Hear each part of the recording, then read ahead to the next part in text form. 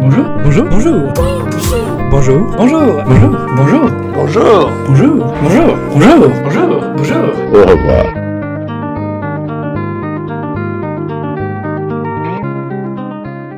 Bonjour, bienvenue dans cette vidéo bilan de cette année 2024. Bonne année! Je filme alors que nous sommes en 2025. Aujourd'hui, je voulais prendre un peu de temps pour revenir un peu sur cette année, que ce soit au niveau des différents challenges que j'ai lancés, notamment le challenge Nick tes peurs, mais aussi mes lectures un peu, et évidemment parler aussi un peu de la chaîne. Ces trois grands thèmes dont j'avais envie de vous parler pour à la fois clôturer cette année et en même temps lancer la nouvelle année. Et pour ça, j'ai choisi le format foire aux questions où toutes les questions que je me suis posées à moi-même, je vais les verbaliser finalement à voix haute et je vais y apporter des réponses qui sont finalement tout aussi importantes pour moi que peut-être pour vous, puisque peut-être que ça va vous intéresser. Je l'espère. J'ai divisé donc la vidéo en trois catégories, vous l'aurez compris. D'abord un bilan de la chaîne, un bilan des challenges, puis pour finir, mon bilan de lecture avec mes meilleures lectures de 2024, que je garde pour la fin. Comme ça, si ça vous intéresse, vous êtes obligé de rester jusqu'au bout. Non, je rigole, je mettrai des chapitrages, vous regardez ce que vous voulez. Ok, première question. Après pas loin d'un an à faire des vidéos sur YouTube, qu'est-ce que je pense de cette aventure? Qu'est-ce que je pense de tout ça? Est-ce que je suis content de ce qui s'est fait? Est-ce que je suis content du résultat, on va dire? Eh bien oui, pour y répondre. En vrai, je suis hyper content de comment ça s'est passé, notamment au début. Ça a été assez exceptionnel, hein, notamment grâce au Discord de Pepper et au Discord de Cornelius, qui ont ouvert leur compte YouTube à ma présence à bras ouverts. Et c'était super sympa, vraiment. J'ai adoré cette période-là où j'arrivais vraiment à sortir des vidéos régulièrement. J'avais plein d'idées, plein de créativité, etc. Donc c'était super. Maintenant, si je peux faire un peu un bilan de l'année, vu qu'elle se termine, et que c'est le but de cette vidéo, finalement. C'était, je pense, peut-être pas la meilleure idée de lancer cette chaîne YouTube à la fin de mes études, c'est-à-dire au moment où il y a le plus d'enjeux, j'ai envie de dire. J'avais un mémoire à rendre qui m'a beaucoup stressé. C'était la fin de 10 ans d'études pour moi, donc en fait, c'était aussi toute une transition qui a été très complexe pour moi à gérer, ce qui fait qu'en fait, j'avais vachement de temps au début. L'échéance du mémoire était encore loin, les cours, bon, j'y allais pas, ça dépendait un peu. J'ai ouvertement acté que le mardi après-midi, je n'allais plus aller en cours pour faire le montage de mes vidéos. Et c'était super, j'avais trouvé un rythme, etc. Bon, ensuite, effectivement, vous l'avez bien vu, j'ai pas du tout réussi à tenir le rythme de publication d'une vidéo par semaine. Pour le coup, je me sentais assez mal de pas y arriver. C'était un stress en plus qui est évidemment pas l'objectif de cette chaîne, rappelons-le. En fait, c'est très particulier de créer une chaîne YouTube parce que l'objectif est évidemment juste d'avoir au moins 2 personnes qui regardent parce que ça fait plaisir de se savoir vu. Avant tout, c'est quand même moi qui me fait plaisir en faisant des vidéos qui me font rire. Mais c'est vrai que le plaisir est d'autant plus grand de savoir qu'il est partagé. Et en l'occurrence, ce qui est terrible avec YouTube, c'est que toute cette joie du partage est transformée en chiffres en fait. Ce qui rend du coup absolument mesurable à quel point c'est apprécié ou non. Et donc au début, pour le coup, j'ai eu l'impression que ça partait hyper vite. C'est très bizarre les algorithmes de YouTube, enfin je sais pas du tout comment ça marche, etc. Ce que j'ai bien compris en revanche, c'est que dès que j'arrête de publier, là je crois que YouTube ne fait pas du tout d'efforts pour m'aider à trouver des nouveaux abonnés. C'est vrai qu'au début c'était hyper important pour moi, les chiffres, les vues, je comprenais pas pourquoi il y a des vidéos qui marchaient moins, enfin c'est hyper difficile de s'en détaché. Et c'est vrai que là maintenant je suis juste content d'avoir ma petite communauté, si je peux dire ça comme ça, de gens qui sont au rendez-vous et ça me fait trop plaisir, vraiment je suis toujours hyper heureux. Et c'est vrai que en fait comme j'avais le temps et l'espace, je passais beaucoup de temps sur YouTube, que j'allais commenter partout et en fait dès que le taf a augmenté, dès que j'avais moins de temps en fait, et je me sentais mal de plus être aussi présent et puis du coup je voyais les chiffres qui descendaient et en fait je me disais qu'il fallait absolument que je fasse des vidéos, enfin bref c'était devenu une pression, ce qui rendait la chose un peu désagréable, fatalement. Et donc j'ai vachement réduit en fait mon rythme de publication et je sentais là vers la fin notamment que j'arrivais à un stade où j'arrivais plus à y prendre du plaisir en fait. Et le fait est que là donc j'ai commencé en septembre un nouveau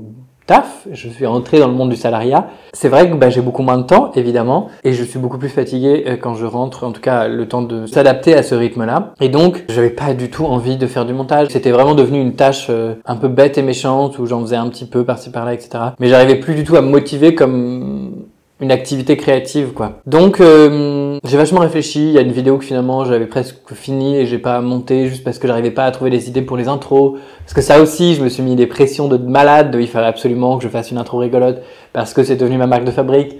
Et ça me fait plaisir un peu que ce soit devenu ça, mais bon. Je me rends compte que j'ai vaguement préparé la vidéo en posant les questions, mais que mes réponses vont être peut-être sans queue ni tête. Je vais essayer au montage de rassembler les idées du mieux que je peux. Mais donc, tout ça pour dire, pour faire le bilan de cette année, c'était pas la meilleure année pour lancer un tel projet qui demande du temps, c'est vrai. Cela dit, est-ce que je regrette? Absolument pas. Je suis hyper content de l'avoir fait, je suis hyper content des retours, je suis hyper content des relations, si je peux dire ça comme ça, que j'ai entamées avec d'autres booktubeurs ou booktubeuses, avec toute la communauté des gens qui commentent, qui sont là au rendez-vous, et vraiment ça me fait trop plaisir. Donc vraiment je suis hyper heureux, et en revanche j'ai vachement réfléchi à la suite, mais c'est bien puisque ce sont les questions qui suivent. Donc une autre question que je me suis vraiment posée, c'est est-ce que j'arrête YouTube du coup? Vu que je poste aussi peu, vu que j'arrive pas à m'y tenir, est-ce que ça sert à quelque chose que je continue? Est-ce que j'ai envie de continuer? La réponse c'est oui. Tous les jours de la semaine j'ai une idée de vidéo, donc j'ai envie de poster plein de trucs et que j'arrive pas à prendre le temps parce que c'est des vidéos qu'il faut que j'écrive, que je peux pas improviser comme ça on the spot. Et donc c'est vrai que je me suis vachement questionné sur quel futur je voulais donner à la chaîne, et c'est la question suivante. Donc je n'arrête pas la chaîne YouTube, mais qu'est-ce que j'en fais maintenant? Qu'est-ce que je veux faire? Comment je trouve un meilleur rythme de publication? Quelles vidéos j'ai envie de poster? J'ai plein d'idées qui parfois ne touchent pas forcément au livre. Je sais que moi ce que j'adore regarder sur YouTube c'est les essais vidéo et je rêve d'en faire. Donc ça c'est des projets que j'ai en tête un peu en fond, que je sais que je publierai pas tout de suite parce que ça demande beaucoup de travail. Mais j'ai d'autres idées de vidéos un peu plus créatives, un peu plus inhabituelles, où j'utilise un peu différemment le format de YouTube. Voilà, j'ai plein d'idées de vidéos. Ce que je me suis dit, et d'une certaine manière ça va être un engagement que de le dire sur Internet finalement, c'est que j'ai envie de poster une vidéo une fois par mois. Comme ça, je m'y tiens. C'est faisable pour moi, objectivement. Parce que j'aimerais en poster plus, ça c'est sûr, mais je sais que si je commence à me dire, ok, une vidéo toutes les 2 semaines, je vais mettre vachement de pression et en fait j'ai envie de faire autre chose parfois que de faire du montage parce que, rappelons-le, je passe beaucoup de temps sur mon montage, notamment les intros, parfois c'est ça qui me prend le plus de temps. Mes fameux sitcoms, c'est l'intro qui me prend, mais je vous assure, parfois ça me prend une journée quoi, entière. Juste à faire l'intro, enfin, donc en gros je peux passer grosso modo 48 heures sur une vidéo dans ma semaine, ce qui est beaucoup trop. Et pas 48 heures où je travaille 2 heures pendant les dites 48 heures, 48 heures ouvrées, si j'ose dire, 48 heures de travail, donc c'est vraiment beaucoup. Bon bref, tout ça pour dire que je pense qu'une vidéo par mois, c'est honnête. Moi, je peux m'y tenir. Ça me permet de préparer aussi la publication de certaines vidéos en avance et donc de travailler en avance sur certaines vidéos où j'aimerais mettre un peu plus d'efforts. Dans l'ensemble, j'ai envie de mettre plus d'efforts dans toutes mes vidéos. J'aimerais faire plus d'efforts sur le cadrage, faire différents plans, avoir des idées de mise en scène, avoir des idées de montage. Enfin, en fait, c'est là, moi, que je m'épanouis d'un point de vue créatif, plus que dans le fait de parler de livres, même si, évidemment, j'adore. Donc peut-être que le thème, parfois, des vidéos va être élargi un petit peu. Peut-être que ça sera T-Books & Co. En tout cas, voilà, ça c'est un peu mes projets pour la chaîne, mais peut-être qu'il y aura du coup un peu moins d'update lecture. Tout ça, ce sera encore des réflexions que j'aurai. En tout cas, je m'engage devant vous, je vous prends à témoin que je vais poster une vidéo par mois. À quoi ça ressemblera? Nous verrons au fil de l'année. Objectif 2025, 12 vidéos minimum. Si jamais je me rends compte que j'arrive à en faire plus, on va pas s'en empêcher. Voilà un peu pour la chaîne. Passons maintenant au bilan des challenges, notamment le bilan du Inktober Challenge qui, je sais, est très attendu par certains d'entre vous, n'est-ce pas, Eddie? On va reprendre ensemble ma pile à lire du Challenge Inktober et on va voir si, mois après mois, je m'y suis tenu. Je peux déjà vous dire tout de suite que non, je ne m'y suis pas tenu, mais allons-y. En janvier, je devais lire un livre qui fait peur pour sa taille. C'était Les bracelets des larmes. J'ai lu. En février, je devais relire un livre que j'avais peur de ne pas aimer. J'ai lu Elana, je sais fait. Au début, je m'y suis vraiment bien tenu. En mars, une suite de sagas qu'on a peur de continuer. J'ai lu Shakti de Stéphane Plateau. En avril, je devais lire un auteur qui fait peur. Ça a été le début de la débandade. Je ne l'ai pas fait. Je devais lire Steinbeck. En mai, un livre qui est dans ma pile à lire depuis si longtemps qu'on ne sait plus si on va l'aimer.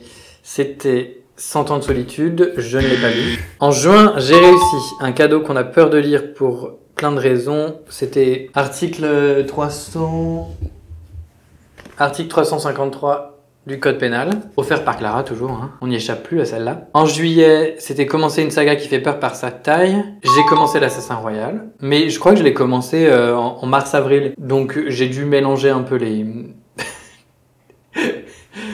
les mois. En août, je devais lire un auteur à qui donner une deuxième chance, c'était Fabien Cerutti, avec la suite du Bâtard de Cossigan. Je ne l'ai pas lu. En septembre, un livre que je devais lire dans une autre langue. J'avais prévu de lire un livre en allemand que je n'ai pas lu. Et j'avais prévu un livre en anglais que je devais lire si je ne lisais pas le livre en allemand, que je n'ai pas lu non plus. C'était 4, 3, 2, 1 de Paul Auster et l'autre c'était Sur les falaises de marbre d'un auteur allemand dont j'ai oublié le nom, je vous le mettrai à la couverture. Cela dit, j'ai lu en anglais. J'ai lu Betty notamment. En octobre, je devais lire un livre qui fait peur pour son contenu, j'ai lu Betty. Ça, c'est fait. En novembre, un genre littéraire qui nous fait peur, théâtre ou essai. Et j'ai lu un essai, j'ai lu Les hommes hétéros le sont-ils vraiment? Un titre un peu putaclic. C'était à la fois fascinant et à la fois complètement sans rigueur académique, j'ai trouvé. Mais peut-être parce que ça fait 10 ans que je suis dans le monde de l'université. Et en décembre, je devais lire un livre d'horreur et j'ai lu American Elseworld. En fait, attendez, si je regarde, il y a que 4 catégories que je n'ai pas tenues. Incroyable. Je vous avoue que je pensais avoir fait moins bon que ça. Donc, bravo à moi. Qu'est-ce que j'ai pensé de cette expérience du challenge Nick Pepper? J'ai l'impression que les livres dont j'avais le plus peur, je les ai pas lus. Donc bon, est-ce que du coup c'est une réussite? Je ne sais pas. 100 ans de solitude, c'est je pense celui qui me faisait le plus peur, je n'y ai pas touché. Steinbeck me donnait vaguement envie, mais pareil. Fabien Cerutti, je crois que j'ai pas envie de lui redonner une deuxième chance, à voir. Et le dernier, c'était un livre en allemand. Mais en fait, j'en trouve pas... Enfin si, à la bibliothèque, il y a plein de livres en allemand, donc je m'en remets. Donc, est-ce que c'est une réussite?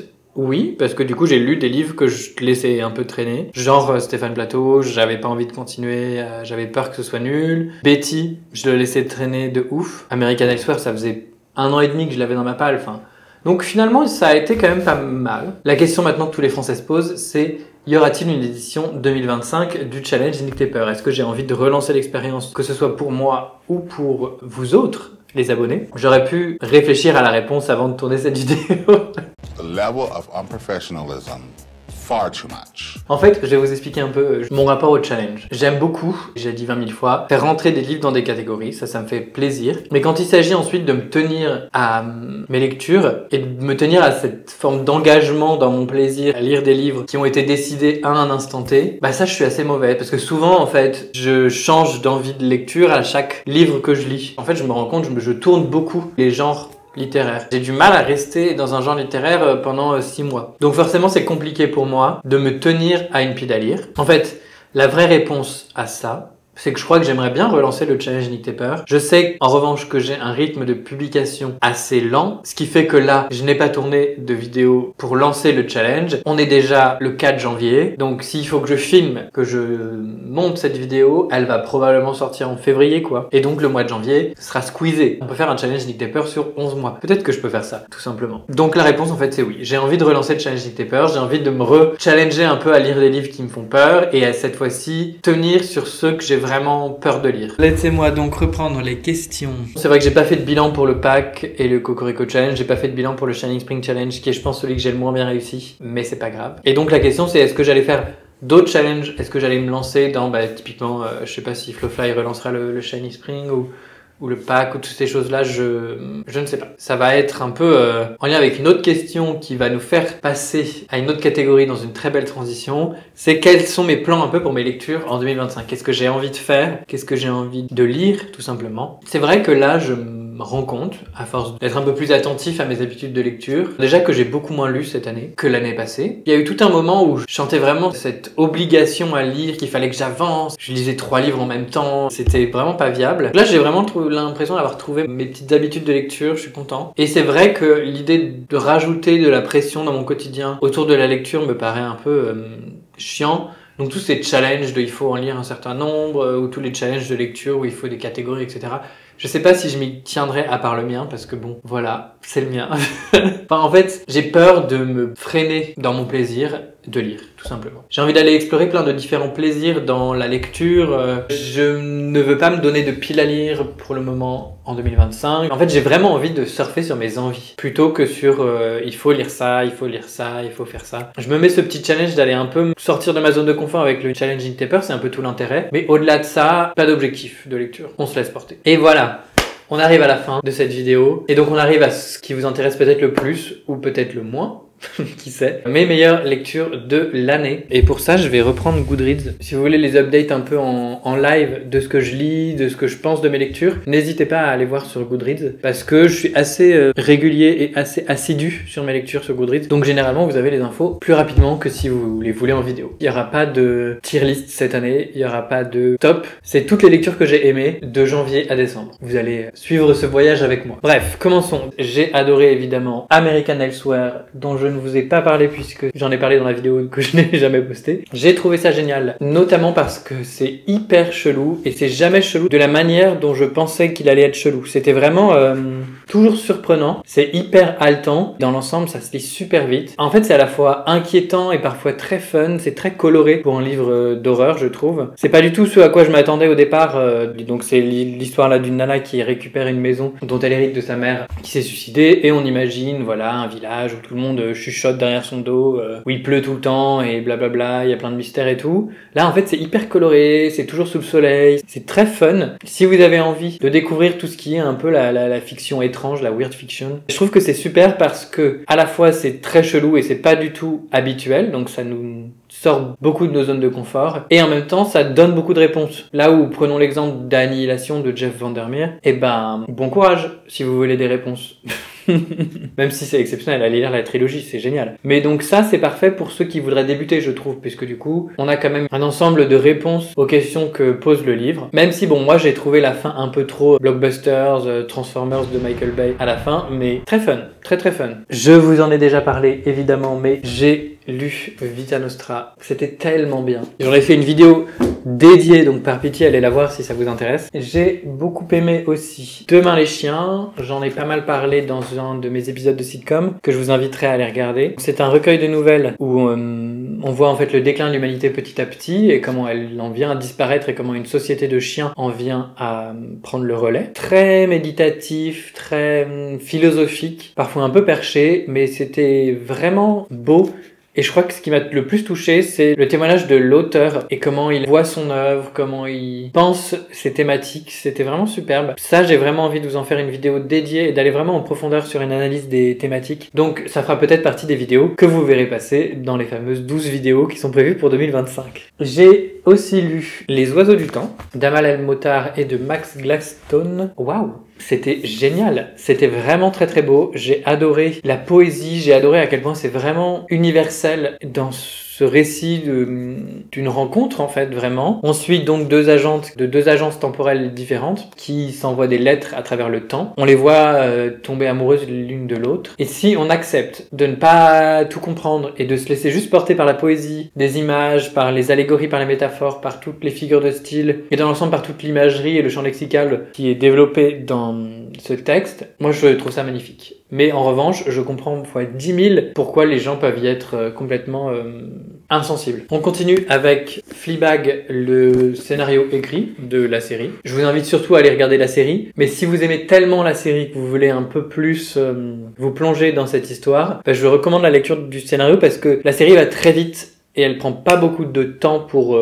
nous laisser justement ce temps de s'arrêter un peu sur ce qui se passe, sur les émotions, sur les blagues, sur l'humour, sur tout. Avec le scénario, on peut tout à fait le faire. Donc je vous recommande fois 10 000. C'est génial. Si vous ne connaissez pas Fleabag, si vous ne l'avez pas encore vu, par pitié, faites-vous ce plaisir-là, quoi. J'ai continué à lire Les 5 Terres et j'ai d'ailleurs lu le premier tome du cycle 3 avec les ours, cette fois-ci. Je n'ouvre pas la BD parce qu'il y a plein de spoilers. Si je ne vous ai toujours pas convaincu de lire Les 5 Terres, je ne sais pas quoi faire de plus. C'est comme avec Pierre Bottero. C'est exceptionnel, c'est génial. C'est vraiment un bon divertissement. Il n'y allait peut-être pas pour une réflexion hyper profonde sur ce que c'est d'être humain et tout ça, mais qu'est-ce que c'est du bon divertissement intelligent et entraînant avec des personnages très bien ciselés. Moi, j'adore. On continue avec celle qui a tous les dons que j'ai enfin lu après l'avoir mis dans beaucoup de piles à lire. Eh bien, j'ai adoré. Je regrette pas du tout de l'avoir lu. Moi, j'ai trouvé ça très beau, très touchant. C'est pour le coup là vraiment une réflexion sur ce que c'est que d'être humain. En fait c'est fou parce que bon, grosso merdo on suit 4-5 personnages tout au long de l'histoire et je les garde en mémoire ces personnages. C'est fou parce que pareil ça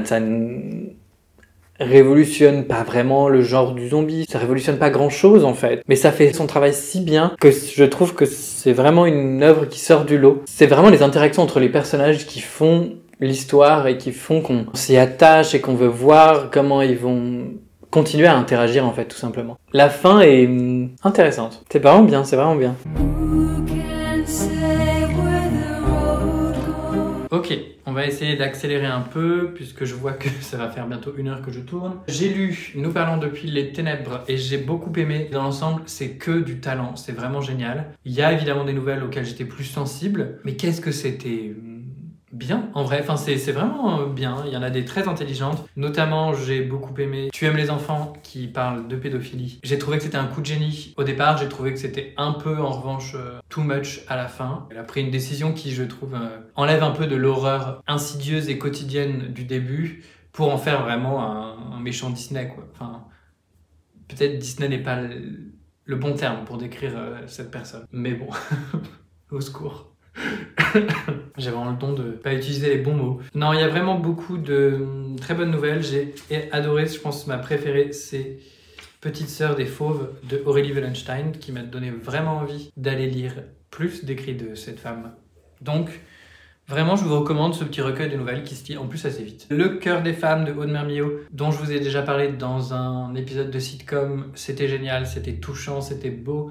Ça parle de sujets très importants, donc allez la lire et allez voir la vidéo si vous voulez que je développe un peu plus. On continue avec Gideon Falls, que j'avais adoré au niveau de l'ambiance et au niveau du dessin. J'en ai pas mal parlé aussi dans mes première vidéo, donc vous pouvez aller regarder ça. Ce n'est pas toi que j'attendais, pareil, j'en ai parlé dans ma vidéo de recommandation de graphique, je crois. C'est juste le témoignage de parents qui accueillent une enfant handicapée dans leur vie, comment ils le vivent et quand ils traversent un peu cette épreuve. J'ai relu Ahama et qu'est-ce que c'était bien, bordel. C'est vraiment génial, je vous la recommande à 1000%, c'est vraiment 4 BD, c'est court, ça se lit bien. Si vous voulez continuer à lire de la weird fiction après avoir lu, je ne sais pas, American Elsewhere par exemple, ou si vous avez lu Annihilation et que vous voulez un peu plus de ce genre de récit, c'est génial, c'est vraiment du talent et c'est une très belle histoire. Comment jouir de la lecture, c'était super court et super intéressant sur comment recentrer un peu notre manière de voir la lecture et notre manière de voir le plaisir qu'on en tire et comment ils peuvent être pluriels. Donc on continue avec